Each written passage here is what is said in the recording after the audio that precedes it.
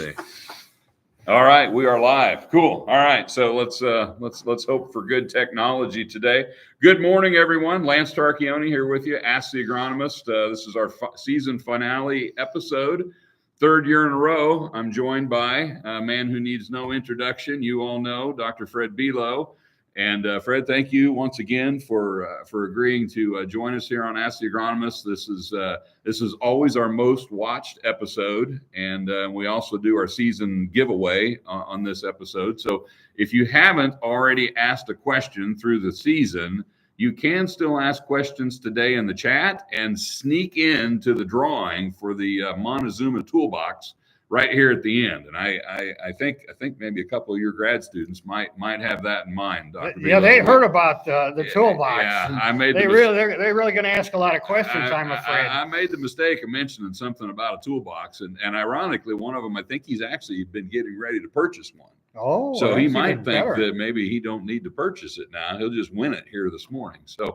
So anyway, Dr. Below, as you all know, works here at the university, runs the crop physiology lab here, does a ton of really cool research. He's worked with us on Precion, on short corn. We've supported his work for years and does a lot of really, really neat stuff. And he can explain the difference between physiology and agronomy better than I can. I'm not smart enough to be a physiologist. That's why he's here. That's another level up above agronomy in my opinion. So we make up reasons why things happen. He's the one doing the research that explains why they happen. And so when I say it depends all the time before I answer my question, I'm trying to recall what wisdom I've learned from Dr. Below I'm going to use to answer your question. So we'll as we go here this morning, we'll answer your questions. So please chat in your questions. And we'll talk a lot about yields. We'll talk a lot about the growing season. A lot of records set this year, both NCGA records. You said your personal farm record. Yeah. So I did not. I was in a little pocket this year that was a little more modest. In any normal year, I would have been really proud of my yields, but it was hard to be proud of your yield this year because somebody always had a bigger one. And it was a real first liar doesn't have a chance kind of fall because there's 300s flying around all over the place. And you start trying to show off with your 265 and I'm sorry, it just wasn't that impressive as you would think it would have been. So anyway, we'll cover a lot of ground here as we go. I don't know how long we're going to go. That kind of depends on how many questions you ask, how much fun Dr. Below and I are having, and when we get tired of talking. And as most of you know, it takes a long time for me to get tired of talking. So this will be a long episode, hopefully an enjoyable one. And I'll let Dr. Below introduce himself and we'll get rolling here. Well, hey, really appreciate you changing the time of this. That was for me, so I could sleep in, and I barely got here on time. Yeah, well, I was about 14 seconds ahead of you. So I know you've waited an extra hour to have this. So thanks for joining. I'm Fred Below. I've actually been here in the university for 39 years. It's gone pretty fast. And don't get the illusion that I actually have any skill. It's my grad students and technicians that really do the research. That is our product. We're trying to train professionals that are going to hopefully ultimately work for you in some aspect. So I love the chance to show off what we're doing and what we are learning. Certainly love high yield. I'll give you the definition of a physiology over an agronomist. So agronomists can tell you, what products and what practices work, maybe where they work, and physiologists have to say why they work. So it's all of the above and the why. In other words, what's the story? I mean, Lance is going to say it depends, and physiologists are going to say it is conditional. So there's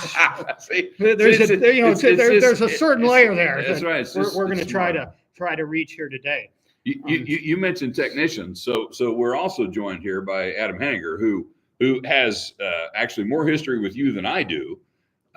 In that Adam worked for you for how many years, Adam? What, like 11? Yeah. I was going to say 7. It's even more than that. So Adam Henninger here with us as well, man in the producer duties here this morning.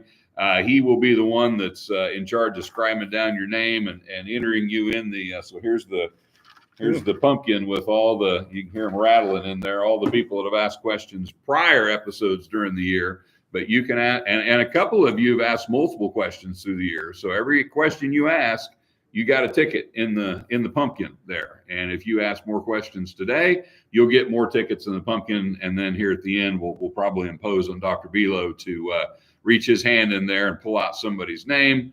And we'll give away that nice Montazuma Tool Box. So now, Lance, I'd like to add an extra condition. If you ask a question that neither of us can answer, it doesn't count. Okay, yeah, that's good. That's good. I did tell your students last night that they say there's no dumb question, but I think I've heard a few over. Yeah, over, and I'm a little worried they're going to try and play stump the professor. Yeah, so let's ask legitimate questions. That's right. Lance and I have some hope of actually answering. I did caution them last night that if they start flooding the chat with obnoxious questions, their name's not going in the bucket there. So anyway, so let's talk about what was it that made. I mean, we're going to set a new statewide average record this year. I'm fairly certain. Actually, already announced. Yesterday. Okay. When they announced the winners of the National Corn Growers Yield Contest. There's 27 winners, and I'm happy to say that. There's a new Illinois record. Also, it was a national winner, 385 bushels. Yeah. Which broke his last year's record. Yeah, Illinois. 362 was the previous Illinois record, and even better is it actually broke Herman Warsaw's unofficial record that was 370, set way back in 1985. The first year I was a professor. So, good to have that unofficial record off the books, and now have it be official. Yeah. Yeah. Actually, the poor guy that took second place was only 2 bushels away off of the record, and would have been a record if not for the 385. So it was a good year for yield. Absolutely, and I think when the USDA state average records or numbers are released, that'll be later in the spring. By the time they get everything tallied, I fully expect Illinois, as an average as a whole, will have a new high yield record as well. So lots of personal farm best yields out there. Tremendous amount of variability in yield, as there always is, and that's something that you like to study, what drives yield variability, and that's probably one of the more challenging things that I've had to deal with this fall with all these good yields, is those of us who had kind of more pedestrian yields lamenting, well, why did my corn only make 250 when I heard somebody else's was 310? What did I do wrong? What did that hybrid fail me? Did I, what was the deal? And a lot of times it's what, Dr. Belo? It's the weather. It's the weather. Yes. I'll tell you, Lance, we learned after we've forgotten it for the last couple of years, we learned that rain in July makes corn yield. That's right. And we had those really good timely rains in July that I think a lot of people can, thank for their high yields. Yeah, I've seen a little bit of a trend in working with some challenged areas that if you had 10 or 11 or 12 inches of rain in July, that might have been a little too much of a good thing. Yeah, I would agree with that. And in a lot of places, people followed up 10, 11, 12 inches in July with like 1.5 inches in August. And so the distribution of that rain was awful. And if you were fortunate enough to get a little less in July and shift a little more of that into August, that's where things got really exciting. Planting date was huge this year also. I don't know if you could see that in your trials or not, but this was a tough year for an agronomist like me who likes to preach patience in corn planting and not just rush out there the first day that the soil is fit and disregard the calendar and disregard the weather forecast and disregard everything but the conditions of the soil. But those who believe that the only thing you need to be successful with in planting corn is fit soil conditions, that started planting in March and the first week of April, that worked out beautifully well. And folks who were patient or maybe focused on soybeans in April and not so much on corn planted in May tended to lag behind corn planted in April this year. We've talked a little bit about aphids before we went on the air, that they were a factor in that. The late dry conditions, there were places that basically had no rain from, the 10th of August to the middle of September, and that May planted corn was still determining yield in that period, whereas that early planted corn was pretty well already black layered and really couldn't hurt it much. We had some late diseases that came in, we had some wind events, and it seemed like that later planted corn was always more brittle. So I saw more wind damage in the late planted corn. We had more aphids, we had more drought stress, we had more disease. We didn't have crown rot very severely in that early planted corn like we sometimes do. So for lots and lots and lots of reasons, it was a really good year to plant corn early. And the later planted corn, while it was still good, tended to kind of struggle to keep up with the April. Did we get a question there, Adam? We did. All right. Alan Evanson has got a question about sulfur. So Okay. We know very well that sulfur is becoming a bigger and bigger factor in Yeah. raising corn and managing corn, right? Yeah. He wants to know which product we feel is the best to get sulfur numbers up on an annual basis. He's been looking at AMS, ATS, Elemental. Mhm. Should we apply once a year, multiple times a year? What do you guys think the best practice there has been that you've seen? You want me to take that one, or you want to start with Oh, that? well, I'll chime in, and then Okay. Lance can correct me or add to what I have to say. Or just vehemently agree. Yeah. So there's a big difference between ammonium sulfate forms of sulfur, and then thiosulfate or elemental. And the thing about sulfur is not unlike nitrogen. Once it's in the sulfate form, it can move in the soil and be gone. So if you're using a sulfate source, it's sort of that year and that year alone is the only time you can count on it. If you're using elemental, well, you better not count on it the year you apply it. It's going to kind of be a little bit at a time. Thiosulfate, ammonium thiosulfate, that's generally a liquid. You're going to probably have to place it near the root system. So again, this is one of these things that it's going to depend on the weather, on the cost of the sulfur, and how often you want to apply it. Mhm. But when it comes down to what the crop uses, it's sulfate. I mean, ultimately, even those reduced forms have to oxidize to sulfate. So it isn't that one form is better than the other, it's that some of them stick around a little bit longer. Yeah, and I would add, Alan, I probably, in my opinion, and Dr. Belo can chime in whether he agrees or disagrees with this. I'm a big believer in soil testing as a practice, but I don't pay much attention to what my soil tests say about sulfur. I mean, testing your soil for sulfur would be like testing your soil for nitrogen. We typically don't do that. We really test the soil for nutrients that the soil can hold. Soil can't hold sulfur. I've been taught it's actually, potentially even more mobile in the soil than nitrogen is. It's going to move with the water. It moves very readily in the soil.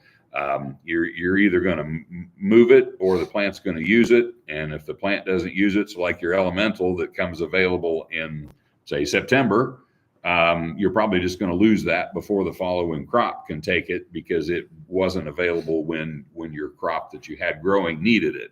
Now, if you apply elemental every year, it's going to appear as though you're building your soil test because you're always going to have some releasing from that slow release elemental. So I think if you use a lot of elemental, you can give the appearance that you're building your soil. And I guess in some ways you are, because you've got some that's tied up and some that's being released and some that's tied up, some that's being released all the time. I use a combination of elemental and sulfate. If you're going to put it on in the fall, needs to be elemental, in my opinion. There are a lot of products that are actually a blend these days, have some elemental, some sulfate in them. That's kind of a popular thing. The other thing we run into with sulfur is it's nice to have the sulfur. If you're using a dry product, it's nice to have some sulfur in every granule of fertilizer, because if you blend elemental sulfur or like a dry AMS in with P and K, it's not as dense, it doesn't spread as far, and you can get streaking in fields, and that's kind of been a way that I've been able to illustrate the benefits of sulfur, because if you don't use any, you can't really tell that your corn's not as dark or green as it should be. But if you use some and you streak it, all of a sudden you've got these yellow strips in the field. Well, what I like to point out to growers is we've actually got green strips in your field, because if you hadn't put it on, the whole field would be the uniform color of the pale stuff that you're complaining about. So I'm a big believer in sulfur. I can remember back when I was a grade schooler, and we hadn't thought of global warming yet, and we hadn't thought of other things that were going to ruin the world. Acid rain is what was going to ruin the world when I was a kid, and talked about the damage being done to the Black Forest and all the horrors and evils of acid rain. Well, that was free sulfur. And as we've cleaned up the air, we don't get the free sulfur every time it rains like we used to because of some of the air pollution. So our soils are probably more deficient today in sulfur than they were 40 years ago. And, as we talked about before, if you were raising 160 bushel corn back in the day, that didn't need near as much sulfur as the 320 that you're trying to raise today. So I think both crops, corn is, soybeans like sulfur too. Yeah. They get neglected all the time because people don't think of soybeans and sulfur. I think sulfur should be applied every year to both crops. I think you should consider using a mixture of elemental and sulfate forms.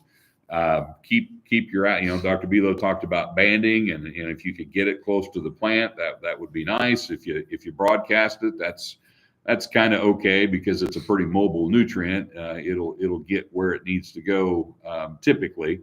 But if you can get it closer to the plant, Dr. Belo's done a lot of work with banding. He's shown. I know you're a big banding guy, and it stands to reason. The nutrient's going to get into the plant how? Through the roots. Through the roots. So if you put it closer to the root, probably a good idea.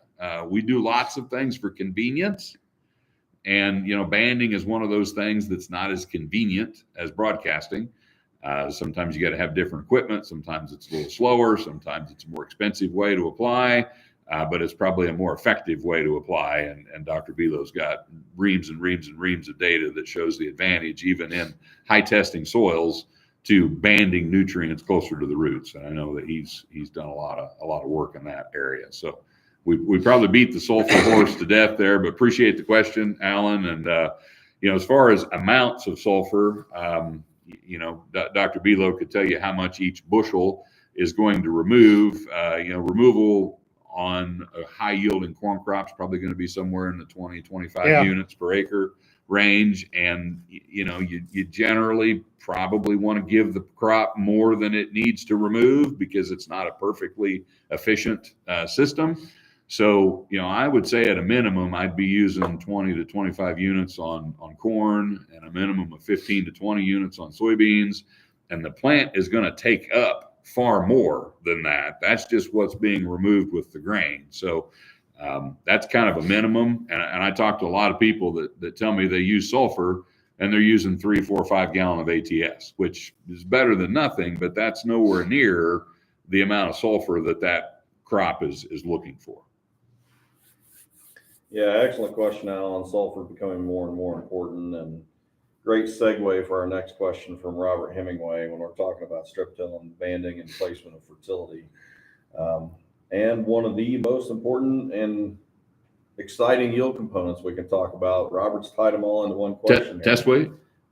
I'm teasing. Don't go there. Not one of the yield components. Test weight, not a yield component, Lance. Don't get me started.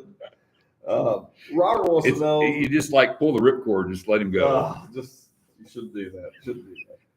So Robert's got a great question. He's a strip tiller, it sounds like, or at least thinking about it, and he's applying a maintenance amount of P&K in the fall. But he wants to know when he's doing that if he should be increasing his plant population over those strips with that maintenance amount of P&K. And I think the inference is that since I'm placing those nutrients right in the root zone, I might be able to feed a higher population of plants. Correct. And of course, I don't know what the base population is, and it's all going to come down to how much rain you get in July. But since we mentioned plants take up their nutrients through the roots, if you can place the fertilizer near where the root system is, then guess what? It doesn't have to grow as much roots to explore and find that fertilizer. I mean, I'm a big advocate that you sort of pay for roots and yield. So the less roots you have to grow, the more energy now I could put into the grain. And one thing I do know is as we increase the population of plants, each plant has a smaller root system. For every 1,000 more plants, each plant's root system goes down 2.5%. And so it's a trade-off between how many plants I have and where I can concentrate my nutrients.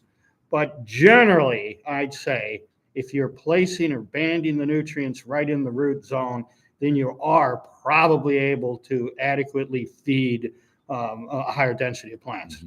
And with density comes, enhanced yield potential and also enhanced risk. So it's always a balancing act. Your root system is going to be smaller, your stalk diameter will be smaller, your plants will tend to be a little taller.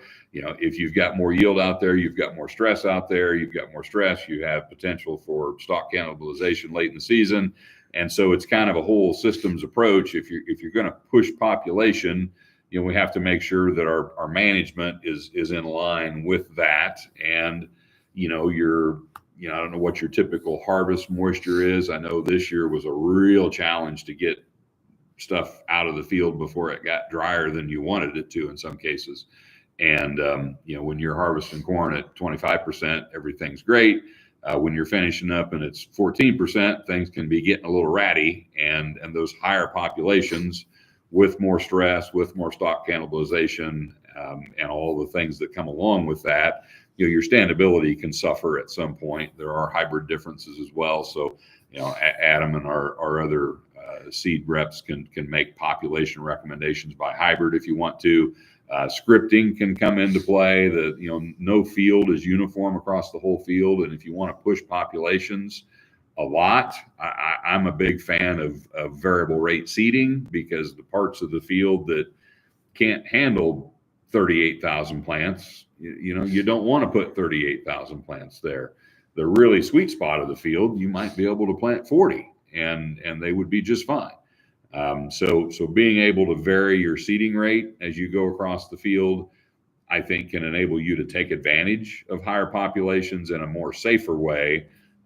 Typically what we do is we just kind of shoot for an average. We set the planter on 35 or 36 or 37 or 34 or 38 or whatever you think the right number is, and we plant the field. But we've seen some very good results with variable rate seeding.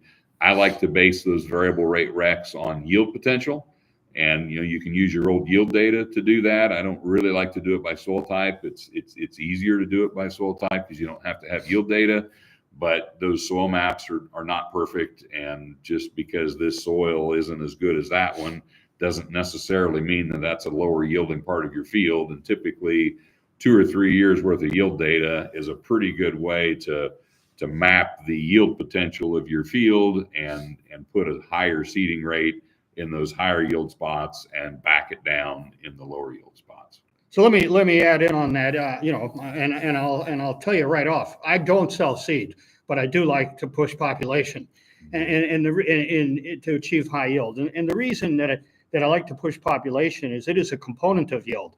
So, corn yield is a math equation. It's plants per acre, kernels per plant, weight per kernel.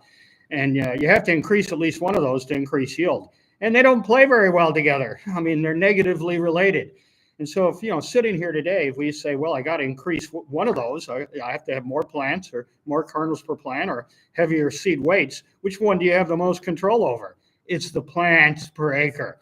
And so, if in the high yield game, despite all the caveats that Lance mentioned, plants per acre is a huge component.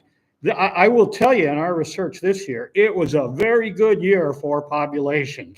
Again, that rain in July allowed us to manage a higher population.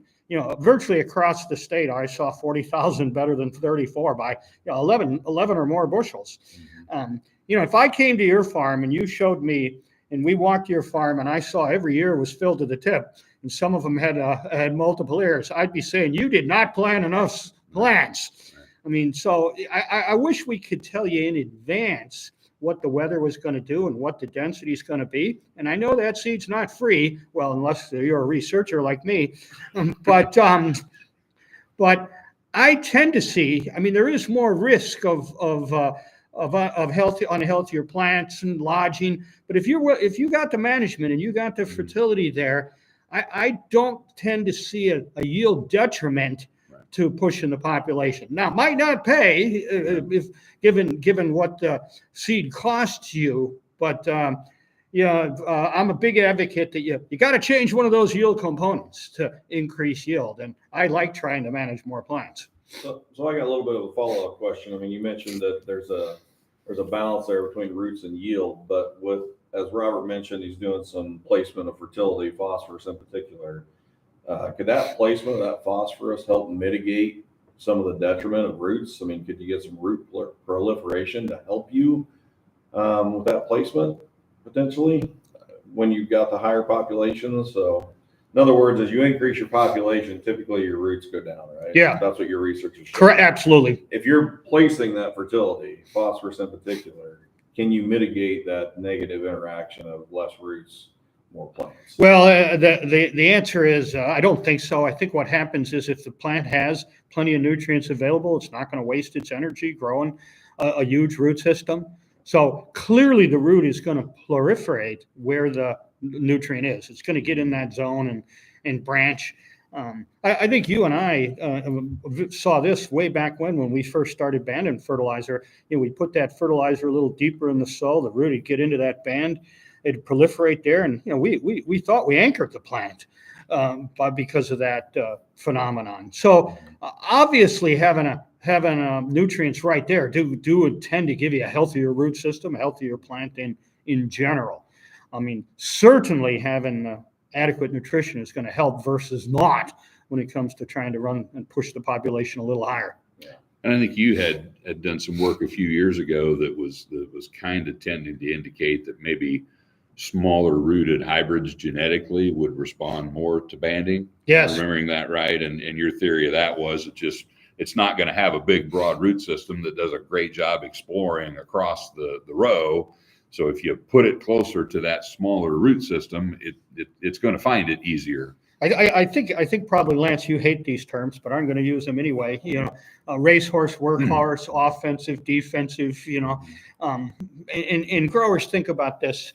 And what we have seen is that the so-called workhorse or defensive hybrid tends to have a wider and deeper and bigger root system. So guess what? It can mine the soil for water and nutrients. And those offensive or racehorse hybrids tend to be the ones that have the narrower, smaller roots. Now, I say tend, but because it's hard to see what's happening below ground. Mm-hmm. Shockingly, I like below ground things. I'm not sure why I like them as much as I do. I think roots are the last unexplored horizon of crop production. And I wouldn't be surprised. I know we're working on this. I wouldn't be surprised in the future if we couldn't decide management strategies based on the perceived root system of the plant. And it makes a lot of sense that if I'm a small rooted hybrid, and I don't put my energy into root, I might have top end yield potential, but I might be subject to root lodging, and I might have to manage that plant a little better.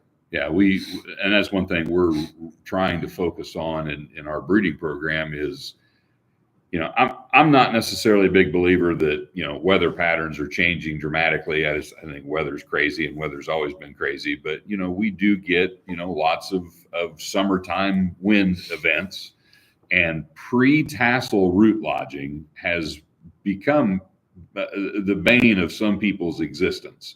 And those roots aren't fully formed until probably about tassel? Yeah, maybe even a little after tassel. Yeah, and so it's very easy to tip a plant over in a mellow, soggy, saturated soil when it's shoulder high, or that root system's half grown at that point.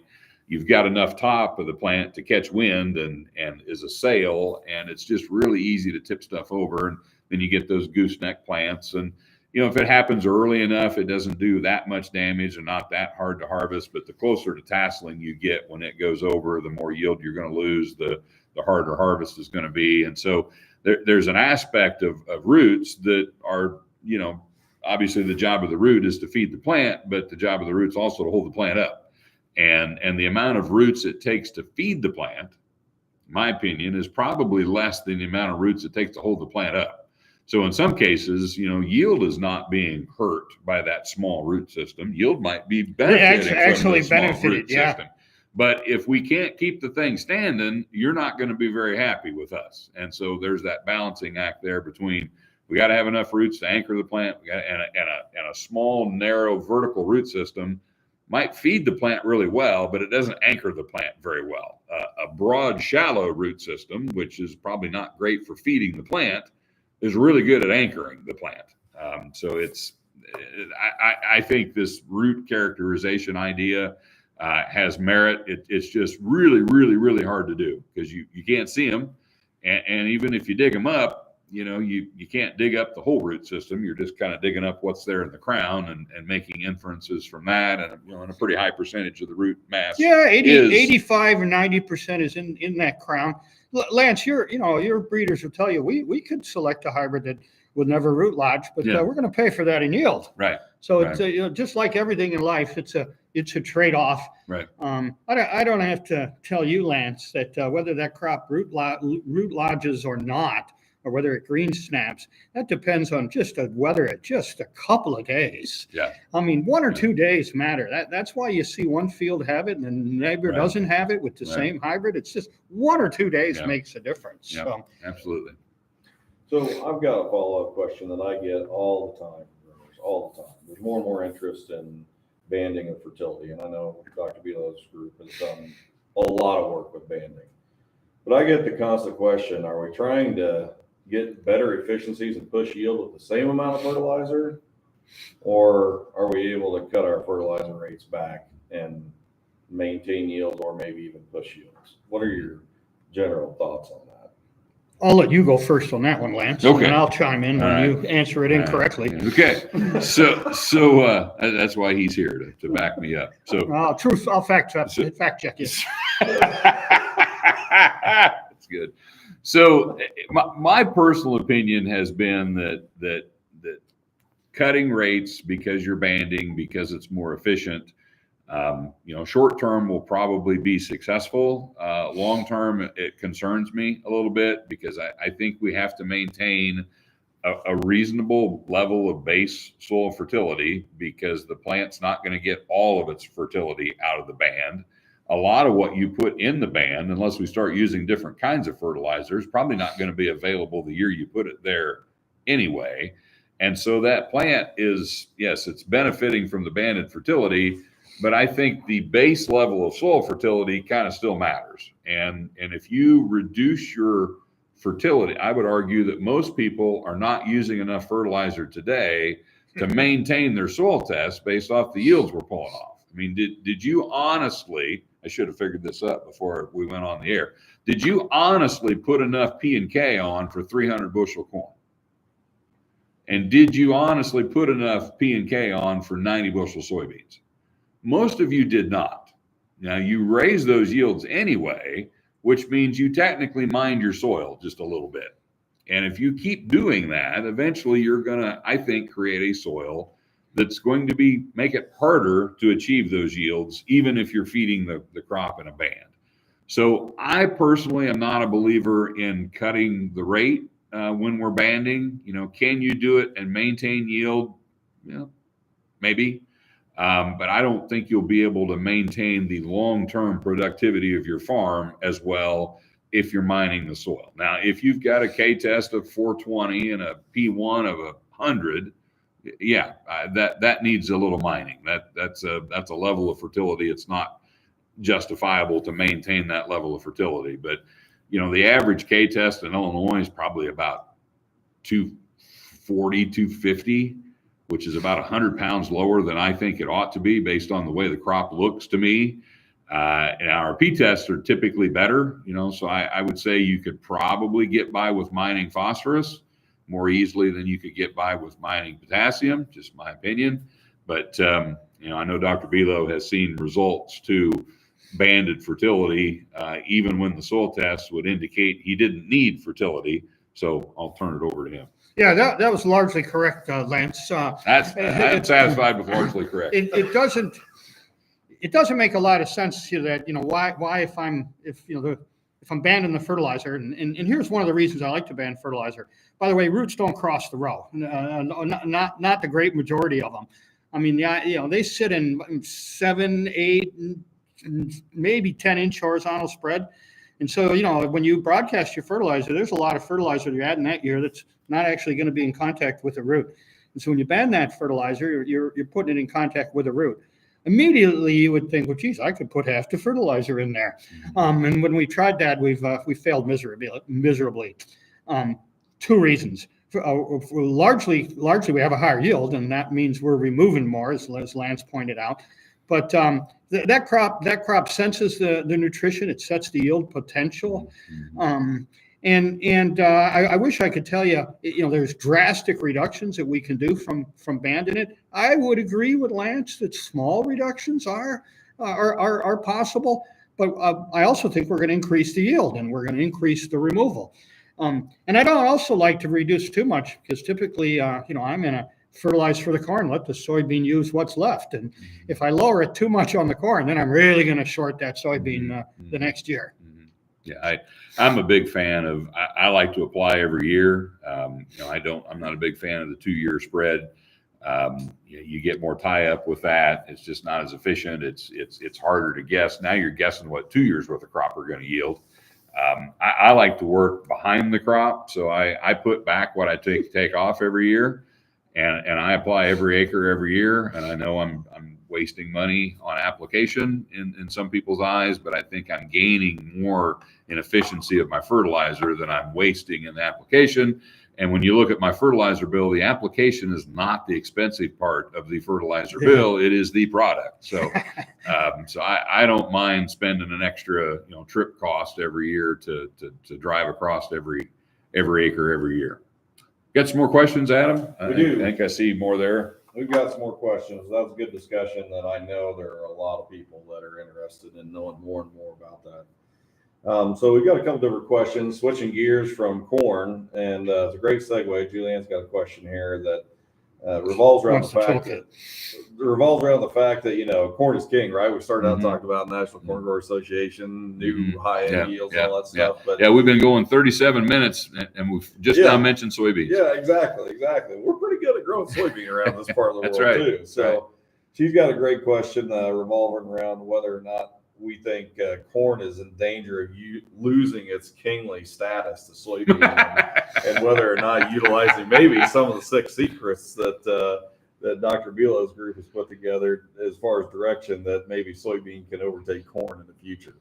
And then I got a great follow. Yeah, I'll let you guys comment on that. And then I got a great follow-up question from Gary Cantrell that has to do directly with high yield beans and maybe an issue that could come up with them. So I'll let you guys talk about corn as king. Since you're the 6 secrets guy, let me start on that. Yeah, so soybeans have been our rotational crop for a while, and there's a new world record soybean yield, 226 bushels, I believe. Geez, sounds like a fairly good corn yield that exists. And if we went down into the South America, in Brazil, it would be the other way around. They'd be growing soybean ahead of corn. So one thing I know is there's lots and lots of opportunity in soybean to increase soybean yield.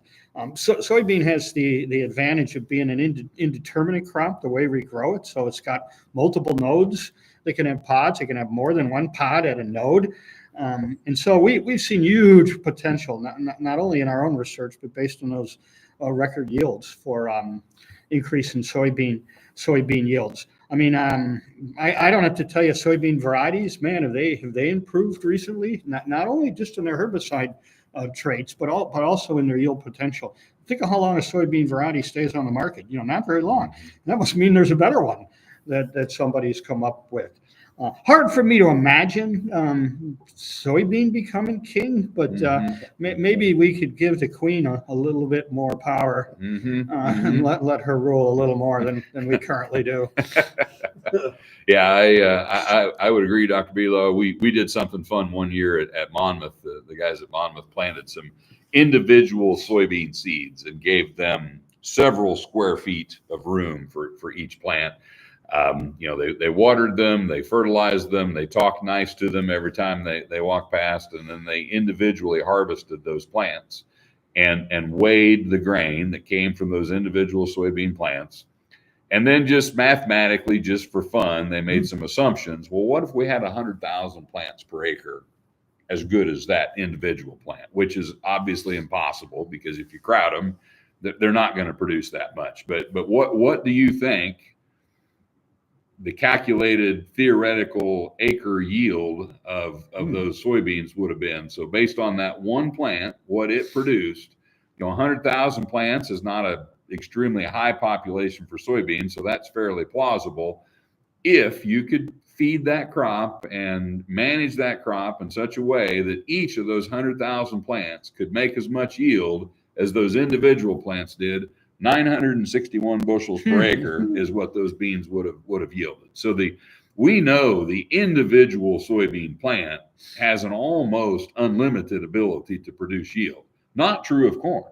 I was going to ask you earlier, have we done anything to increase the yield of an individual corn plant? That's debatable. I mean, most people say all we've done is increase the tolerance to density. Mm-hmm. I actually think we have increased per se yield of corn a little bit, and I'm going to attribute that to marker-assisted genetics.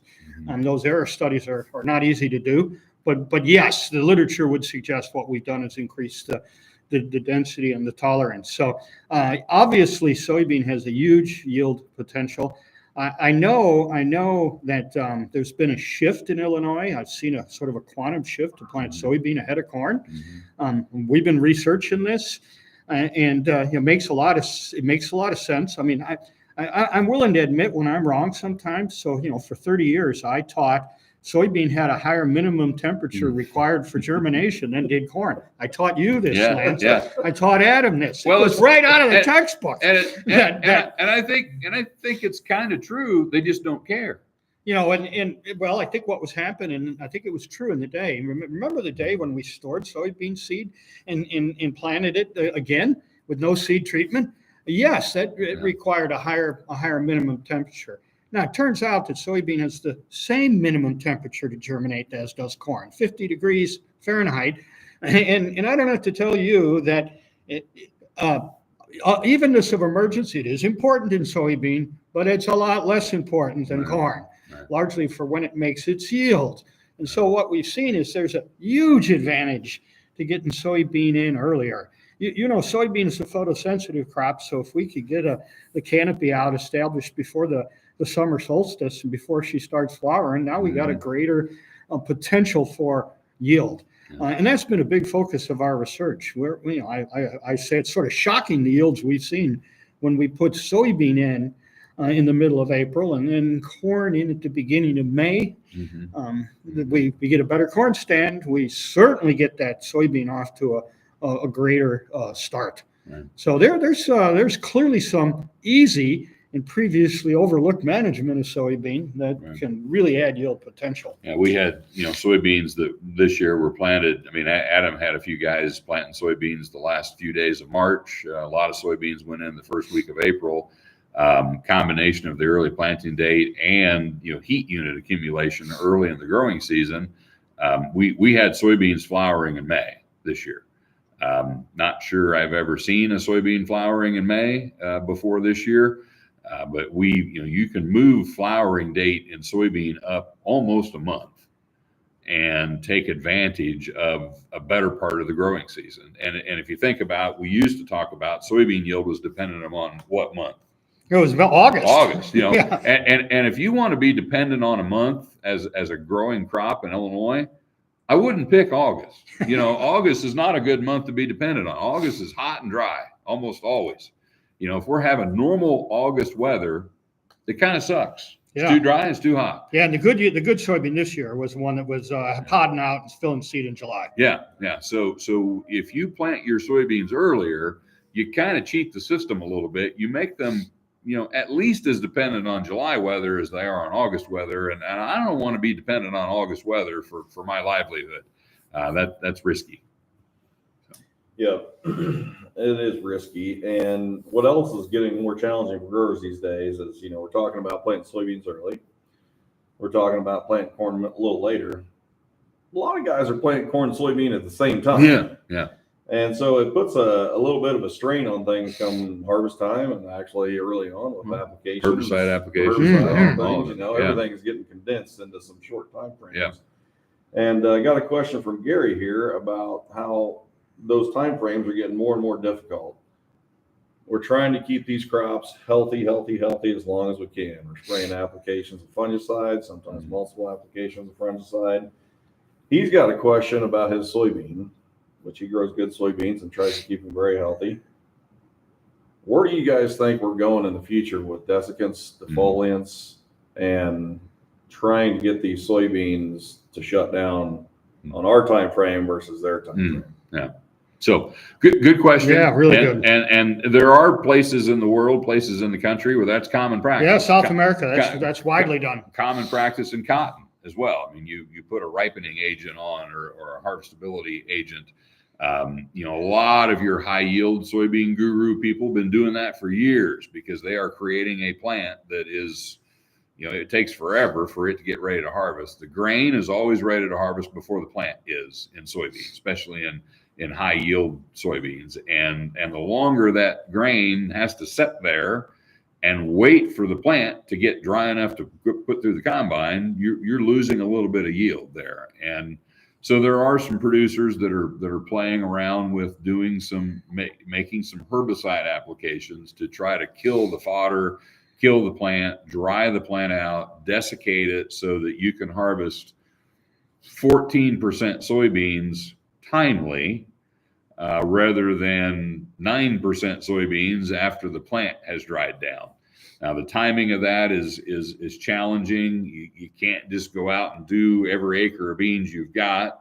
They have to be at the right stage of growth, and every acre of your beans will not be at the right stage of growth to spray at the same time.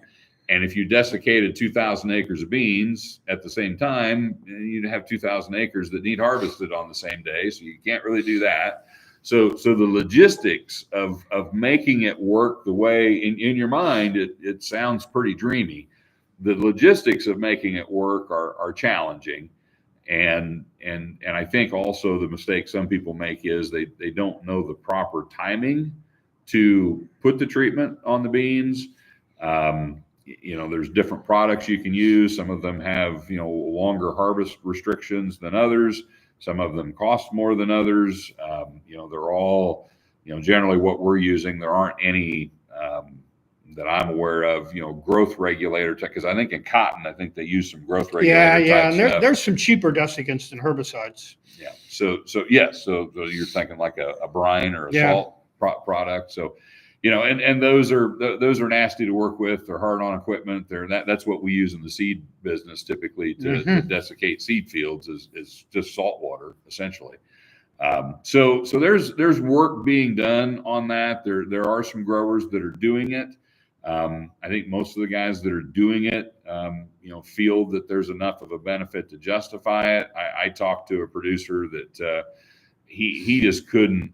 He does his own spraying. He wants to do it, but you know, he makes a lot of trips through the field. But when you make a trip through the field at that time, if you run over a row or you run over the plant, I mean, there's nice beans all over the ground, you know, and you're just destroying your yield where that track is. And yeah, and maybe you're gaining more, you know, across the field than you're losing where the track is, but those tracks are a little hard to look at when you're driving through mature beans that are almost ready to harvest. So there's a lot more work to be done there. I don't know if it will ever become a standard practice or if it'll be one of those things that, yeah, it's there's a benefit to it, but a lot of us, I'll put myself in this category. You know, I do a lot of things for convenience. I do have another job other than farming, so I don't have the time to devote to my farming operation. It's not going to be a practice for me. I don't think it would be very challenging for a lot of retail application businesses to work that trip in with everything else we're trying to do. So we would have to, you know, you'd have to figure out the logistics of it. The logistics of it would be challenging because you might need to do, you know, 200 or 300 acres of your farm every 4 or 5 days, maybe. to get the timing right and to get things spread out. So a lot of things to think through. I'm not an expert in it. Chris Callowell, my colleague, Chris has got some growers that he works with that have actually been doing it on pretty significant number of acres for several years, and they know a lot more about it than I do. We've not researched it yet. This is in the back of our mind, something we need to look at. And so thanks for that comment. I'll put that on our wish list of research items. What we don't know is what the impact is on the actual yield. So we need to do controlled studies to see if we increase yield. In the meantime, what I see, I can't tell you how annoyed I am when I harvest my soybean and it's 8% and I'm giving the elevator a bunch of free bushels. Makes me want to take out the garden hose. Mm-hmm. But in the meantime, what I would do instead is if I'm planting early, I'm going to plant a fuller maturity variety that might actually be greener longer into the season, and might be a little bit higher moisture. But an excellent question and something that we really do need to look at. Yeah, and another part of what's making it difficult to harvest things at a respectable moisture is we plant so early, things are maturing so early. We do have some new disease challenges in corn that are finishing off the corn crop sometimes a little bit prematurely.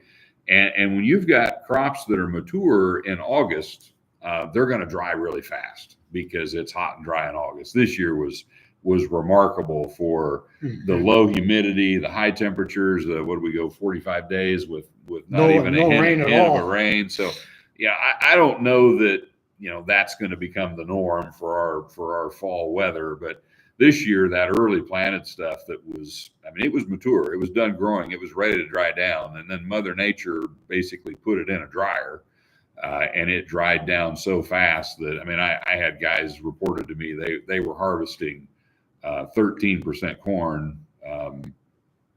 In early October. Mm-hmm. Wow. And, they could not get it out of the field. They didn't want to be harvesting it that dry. It just got that dry before they could get to it. That was a good conversation, a great question. Wait a minute. Looks like Robert's got another question here. Hang on a second. It says several of the world records in corn production are with banded fertilizer, but banded in the spring. Do you think that is a coincidence? So I don't. I'll chime in on that. And we're just starting to look at the difference between fall and spring banded. And it's not an easy thing to do because this year we had a heck of a time trying to get banded fertilizer out. Apparently it was a little too wet. What we have seen in our research when we've compared fall and spring is spring tends to be 10 bushels or so better than fall. I think the issue is, and this is true of any way you put fertilizer, when the fertilizer is out on the soil well before the crop uses it, it has a chance to be fixed by the soil, tied up in the clay minerals of the soil, or in some cases, leached or lost. Any time I have a greater length of time between when I'm applying something and when I'm using it, that's not going to help things. It's going to add to the variability. So generally, I'm going to tell you spring is almost always going to be better than fall. When it comes to placing fertilizer, I'm convinced that, maybe banding fall is better than broadcasting it. If you can concentrate it, it's going to be less subject to tie up. But it makes a lot of sense that spring would usually be better than fall. Yeah, I was at an agronomy meeting years and years ago. There were people there from all over the country, and I remember talking to a guy. I think he ran a co-op in Oregon, I think. And obviously very different agriculture. He just was blown away. He had no idea the percentage of our fertilizer that got applied in the fall. He thought somebody ought to put us out of business because that was just the dumbest thing he'd ever heard of before. Why would you put your fertilizer on, 6 months before the plant is going to need it? And I'm like, well, it's kind of how we get the work done. And to move everything we do in the fall into the spring, that would be a pretty monumental thing to do. So you got to work on the logistics. Everybody loves starter on the planter, right? Most people have gotten away from that practice in Illinois. Now you go to Indiana or Ohio. Starter fertilizer applications on the planter, very common. Used to be more common here. Most of you would do anything to avoid needing to put on fertilizer with your planter.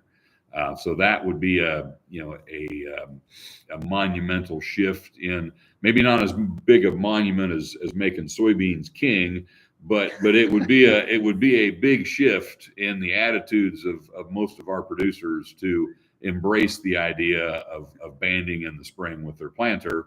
But that's that's a great yield practice, and it's a very common practice in other parts of the country.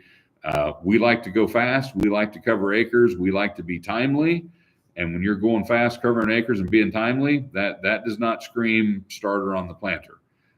But there's certainly agronomic benefits to, the timing and placement, and the things you can do with banding fertilizer, with micros and other nutrients that throwing those out broadcast in the fall, probably not going to have a big benefit.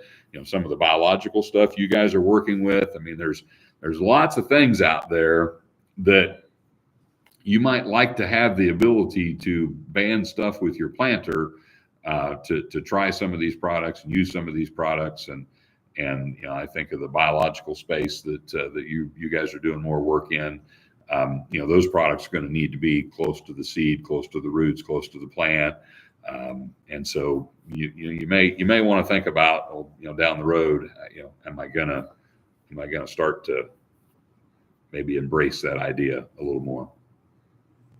That's all the questions we've got. I know we talked a little bit about fungicides earlier before we got started. And we also talked about Dr. Belo's group, the Crop Physiology Labs management yield potential trials and MIP trials. So I'd like to give you guys a minute or two to maybe chit chat about fungicides and about those the trials and the work and report information that you guys are going to be putting on your website, Dr. Belo. So maybe start off with fungicides. So remind people what components are you testing? Yeah, so I'm happy to say that each year we look at what we call management yield potential, where we screen a select group of hybrids, some selected by Lance himself, for their response to management.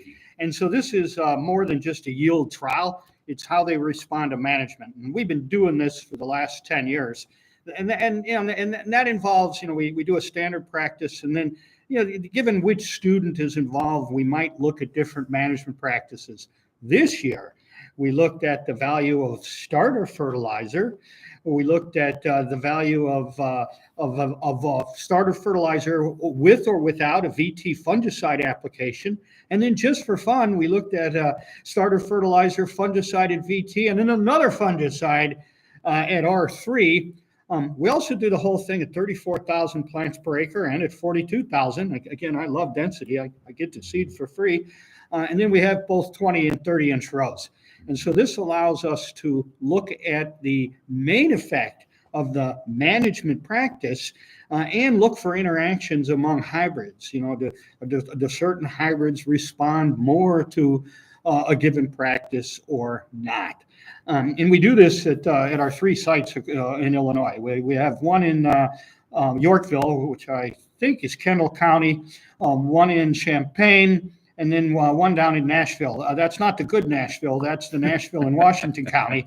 It's always a rude awakening when we bring our interns down there for the first time. Yes. And those are very different growing conditions and very different soil tests. And so I'll just summarize, some of the main effects.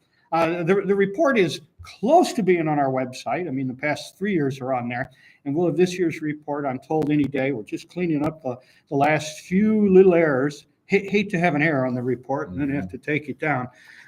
But what we saw across the state was it was a good year for response to population. At every site, averaged over all the hybrids. We saw 11 bushels or 12 bushel increase in yield simply from going to higher density. And again, we attributed that to the rain in July. We didn't get as big effect on starter as we thought we were going to get. Anywhere from no effect to maybe 2 or 3 bushels. I always blame the weather when our ideas don't work. We saw a huge difference in the response to fungicide. Boy, if you were in Southern Illinois and you made a one-time fungicide application at VT R1, it was worth 29 bushels. You got another 12 bushels if you did it twice. But if you were up in Kendall County in Yorkville, the fungicide was only worth 4 bushels, and it didn't matter if you did it at VTR1 or you put it on twice. And it was somewhere in the middle in Champaign. So I hear a lot of guys say I need to put the fungicide on twice, and thus far the data we have doesn't particularly show that. Just like textbook, 20-inch rows are worth 15 bushels in northern Illinois, but still 7-8 bushels down in southern Illinois. So, and I think last year it was bigger in southern Illinois than it was northern. It was. It was. So this idea that the narrow rows only work in the northern latitudes, on north of I-80, that's completely wrong, as we've seen in our research. And oh boy, did a few of our favorite DeKalb hybrids pop up. I mean, we mentioned the new Illinois record that was DeKalb 6835. And interestingly enough, of the 27 national corn grower winners, 10 of them used DeKalb 6835. So pretty sure you're going to have a hard time getting that hybrid next year. I'm putting my order in right now, Lance.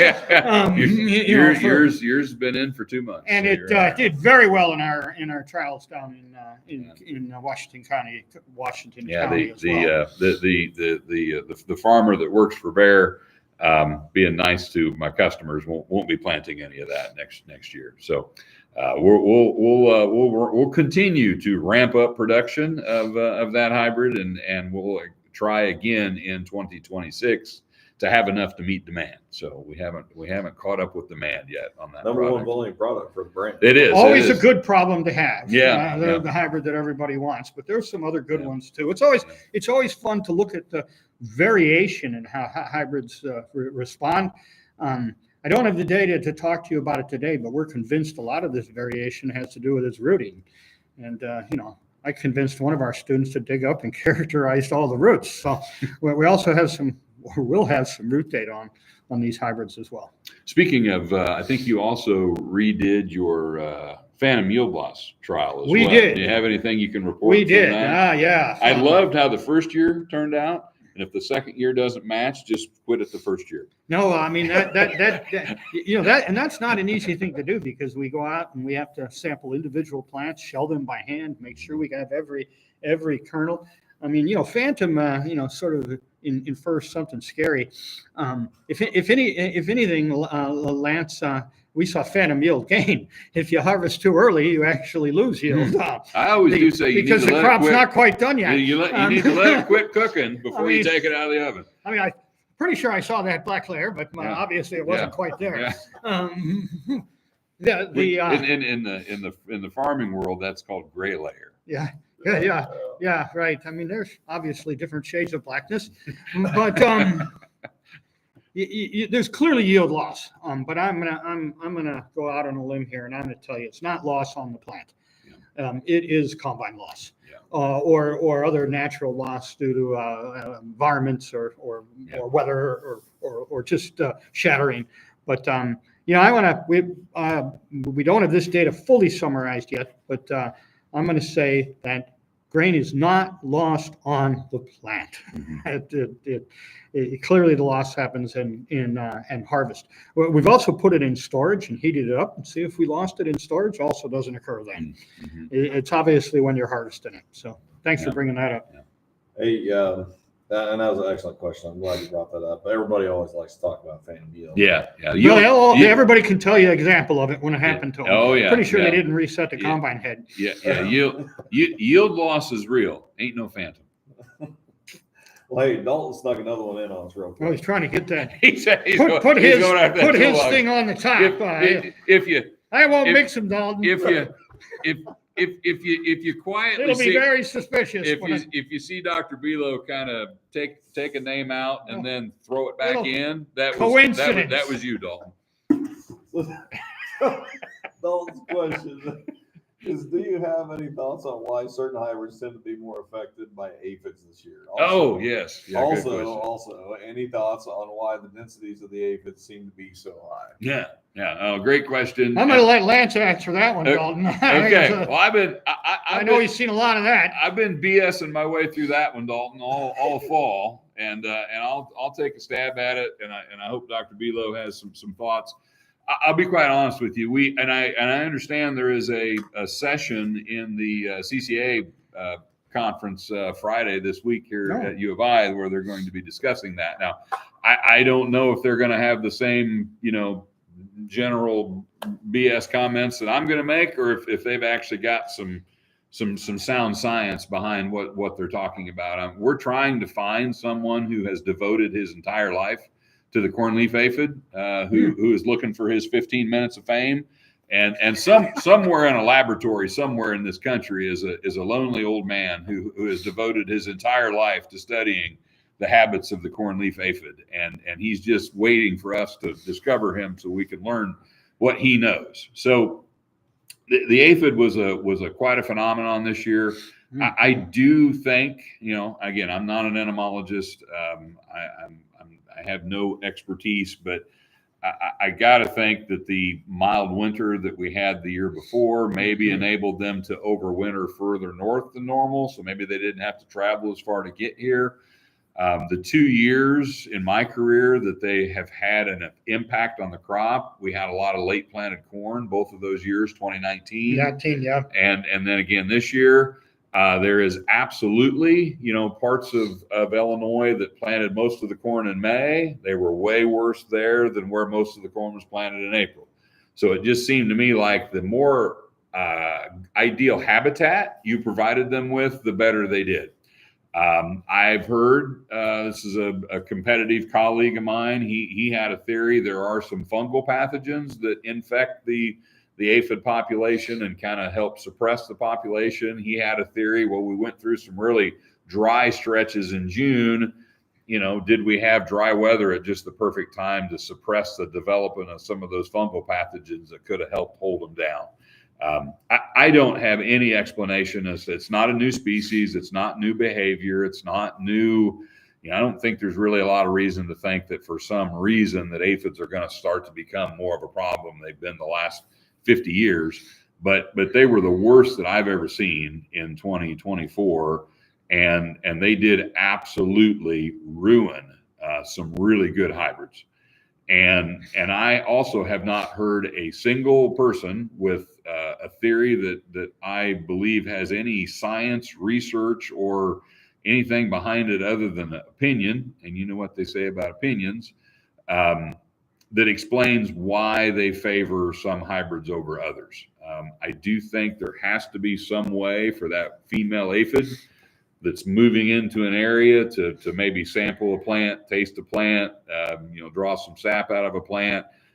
There's got to be something in what the food that they get from that plant that they really like or that benefits them in some way. Other plants, not so much. And I think based on the crop that was impacted by them was all late planted corn. So they actually went to the least mature corn when they moved into the area. They flew over all the old corn, didn't even stop in the old corn. So you take the same hybrid, I'll pick on one of my own, 114.99.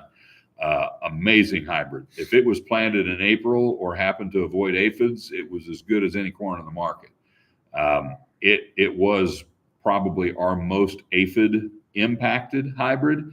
And you could have it planted in April side by side with it planted in May. April had no aphids in it. May was completely succumbed with aphids. So there's something about the stage of the growth when they move into the area. They like the less mature corn, and they're not a mobile insect until they get overcrowded and grow wings and fly away to find new habitat. They stay on the plant that they start on, and so they're not going to migrate around in the field. But there is absolutely something about plants. They can find what they want, and when they find what they want, I think they probably have a way to signal to the rest of the herd that, hey guys, this is where it's at. And there absolutely are hybrid differences, but the planting date differences are much more significant than the hybrid differences because they were not in anything planted in April. and they were in most hybrids planted in May, just to varying amounts. Yeah, normally I would have said it was a stage of plant development. You know what I mean? That made the plant more susceptible, more succulent, or something to aphids. But as you know, we saw hybrid differences right to the row that were the exact same stage of development, and they tended to be in the May planted crop. So that my theory is obviously some things taste better to aphids than other things. I mean, maybe they give off pheromones or something, and maybe once you attract one, everybody comes to the party. Is what I think it is. But it was a huge hybrid difference right to the row. And obviously, I think in some cases, those hybrids shared common parentage that maybe made them taste the same. Obviously, it's heavily weather dependent. I agree with Lance. It was probably due to the mild winter. And back in 19, we saw it devastated some of our research trials. It was actually worse in 19 than what we saw this year. Mm-hmm. Yeah, and I think statewide, I would actually say I think it was worse this year than it was in 19. But over in Champaign, it probably, there were places that were worse than that this year. But they weren't as bad in Southern Illinois, weren't as bad in Northern Illinois. I think it's interesting that parts of the state that planted first tended to have less of them. My expectation is we'll all be on guard for aphids next year and won't find a one. I just don't think they're going to become a common pest, but they were a important pest in the 24 growing season for sure. All right. Well, we got to get to wrapping it up here pretty quick. We had one more question that I put in the hat, and we'll see if you guys can hit it real quick. It's from Sam. He says, I saw there was a conventional hybrid in the yield contest. Is there still a fitness cost to adding these traits in both corn and soybean compared to conventional seed? So that's definitely a Lance question. Yeah.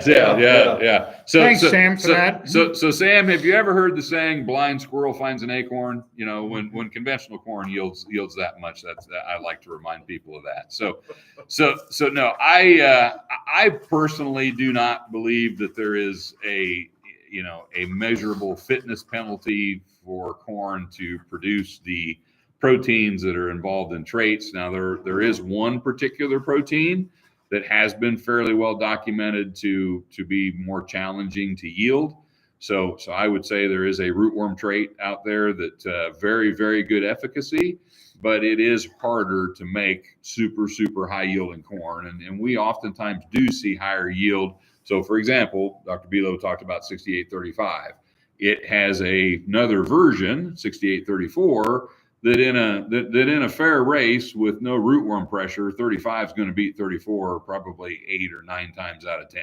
Our data says that fairly consistently. So I do think that there is potential for traits to impact yield. I think there is the potential for how you breed with them to impact yield. So actually, we talked a little bit last night, Sam, about how we've changed the way we breed with traits. We used to breed conventional and then integrate the traits in. Mm-hmm. Not as good a way as we do it today. Today, we're forward breeding with already traded material, and then we actually make the conventional version afterwards if we want to sell it as a conventional. So it's we've learned a lot about how to manage traits. 20 years ago with traits, there were a lot more traded products that probably were losing yield because of the trait process and because of the trait integration. I don't think that's as much of a thing today, but every version of a hybrid is different. That's why in our brand, every hybrid version has a different number because they are different products, and sometimes sometimes they look a little different. Sometimes one's a little taller. Sometimes one emerges different. So you try to not change anything in the genetics of that hybrid other than the trait, but that's challenging. So I don't necessarily see a tendency for conventional corn to out yield traded corn. I would say, if anything, I see a little bit of a tendency to go the other way.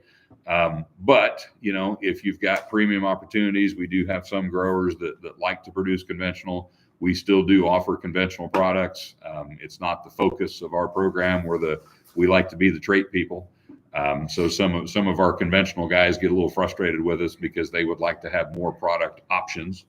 But I'll let Dr. Belo chime in if he wants to add anything. No, I think you handled that very, very well. I mean, obviously, it depends on whether you need the pest or not, whether you need to have the pest or not, whether you need the traded version.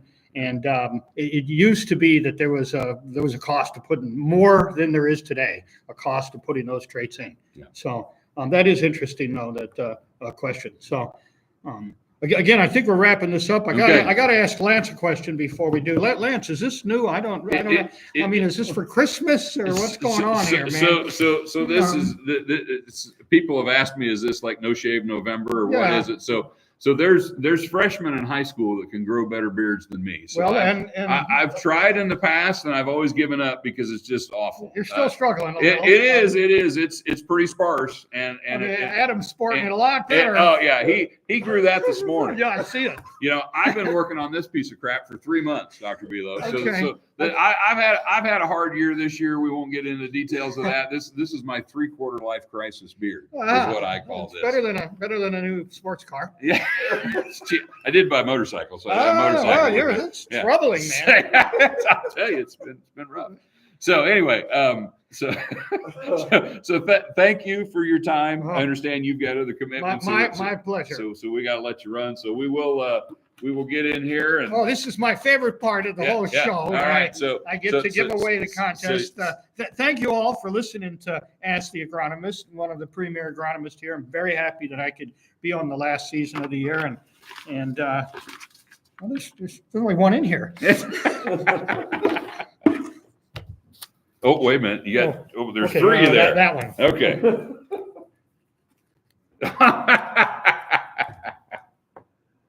Oh my goodness! So we have a repeat winner here. I'd like me here in the show. So I don't know if there you can see that. So Mike, you're going to chuckle. I believe he was last year's winner. You're welcome, Mike. Right. So we, I'm not going to deny Mike a win just because he's won 2 years in a row. If he wants to decline out of some feeling of guilt or something, I guess we could draw again. But we could also just get another.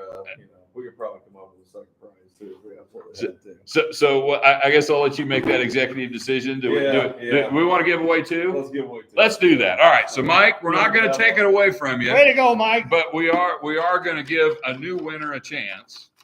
And if you draw Mike's name out again, we'll. How many questions has Mike asked? Too many. I shouldn't say that. Never too many. Never too many. He does have multiples. All right. Well, now this one is a wealthy retail partner. So some of you might say, well, this name needs to go back in the bucket too. But David Doonan, who is a retail friend of ours, was the next name drawn out. So we're struggling here. I'm doing a bad job on the drawing. I have to say, sorry about this. David, you're not gonna let me do this again. David, there was some discussion about whether your name was going to go in the bucket or not, and I made the decision to put it in there. So I drew it. And Dr. Belo drew it out. So we're running out of money here, so we're not going to draw again. But Mike and David will get with you about getting you your toolboxes and appreciate all the questions through the year from all of our viewers. We will be back again next year is that season 5 or 4? I can't think where we're at. I actually don't know. It might be 5. I think it's 5 actually. It's hard to believe we've been doing that this long. Yeah, because we didn't have Dr. Belo at the end of the first year, so this is our third year with him. So this is the end of 4. So season 5, and I think I looked. It's January 9th. I think will be our first episode of the new year, and looking forward to that. So again, thank you. My pleasure, Lance. Thanks for everybody listening and joining in. Great to be here. So appreciate all your questions, and everybody have a very happy holiday season, nice Christmas, and we'll be back again with you next year. Take care.